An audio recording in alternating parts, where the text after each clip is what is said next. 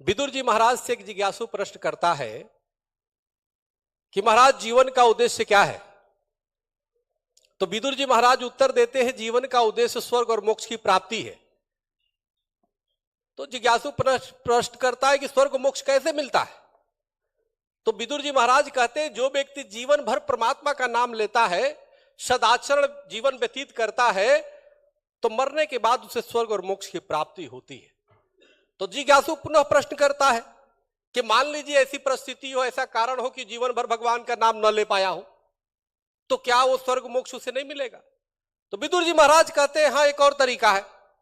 अगर किसी ने जीवन भर परमात्मा का नाम न लिया हो, तो जीवन भर, मान लो नास्तिक हो किसी कारण से, जीवन भर गरीब असहाय दीन दुखियों को बिना क्षेत्र बिना जाति बिना लिंग भेद किए जीवन पर्यंत सेवा कर रहा हो, किया हो, तो मरने के बाद उसे भी स्वर्ग और मोक्ष की प्राप्ति होती है।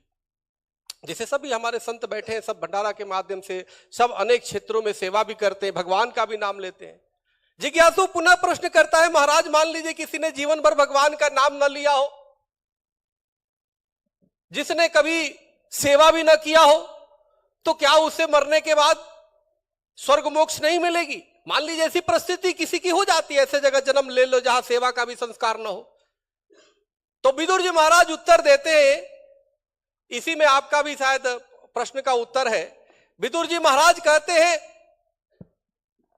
कि जो व्यक्ति किसी कारण से मान लो भगवान का भी जीवन भर नाम न ले पाया हो, सेवा भी न कर पाया हो, गरीब असहायों की ऐसी परिस्थिति में जन्म लिया हो, लेकिन जहां पे वो जन्म लिया है, जिस मातृभूमि पे जन्म लिया है, कभी उस मातृभूमि पे संकट आ जाए और वो व्यक्ति मातृभूमि के लिए लड़ते लड़ते जो व्यक्ति अपने प्राणों की आहुति दे देता है, मरने के बाद उसे भी स्वर्ग और मोक्ष की प्राप्ति होती है।